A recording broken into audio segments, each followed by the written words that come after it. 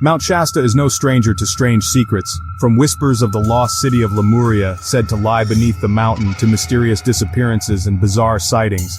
There's an undeniable air of mystery here, and today's story dives deep into one such case.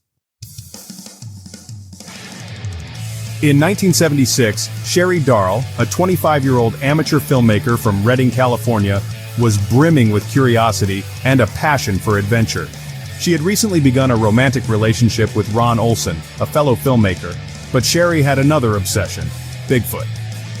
Back then, the Bigfoot phenomenon was still on the fringes of public interest, with few sources of information besides the iconic Patterson-Gimlin footage. Yet, Sherry was determined to uncover the truth. That spring, Sherry organized an expedition into the dense wilderness of Six Rivers National Forest near Eureka, California.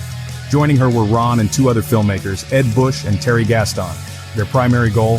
To find any trace of Bigfoot, with plans to head to Bluff Creek, the site of the famous Patterson-Gimlin sighting.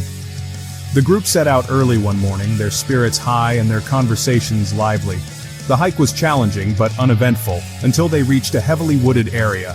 There, Ron climbed over a massive fallen redwood tree, pausing to help Ed and Terry across.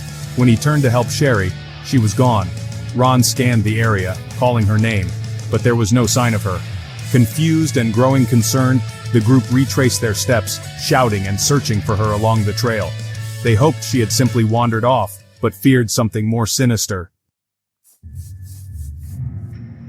As daylight waned, their worry deepened, and they reported her disappearance to a nearby ranger station. A massive search ensued, involving teams of rescuers, cadaver dogs, and extensive sweeps of the forest.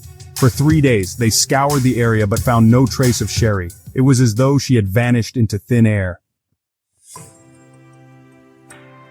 Then, miles away from the search zone, an exhausted, disheveled woman walked into a ski lodge. She was dirty, disoriented, and clutching a bundle of twigs and leaves. Onlookers immediately noticed how out of place she seemed, like someone who had been lost in the wilderness for days. The woman was Sherry Darrell. Authorities quickly reunited her with Ron and her friends, who were overjoyed but baffled. Sherry appeared physically unharmed but was deeply confused and unable to explain what had happened. She couldn't recall how she had become separated from the group, where she had been, or why she was carrying the strange bundle in her hands. What happened to Sherry during those missing days? Was it a simple case of disorientation, or did something more mysterious occur in the shadow of Mount Shasta? To this day, her story remains one of the many unsolved mysteries surrounding the mountain.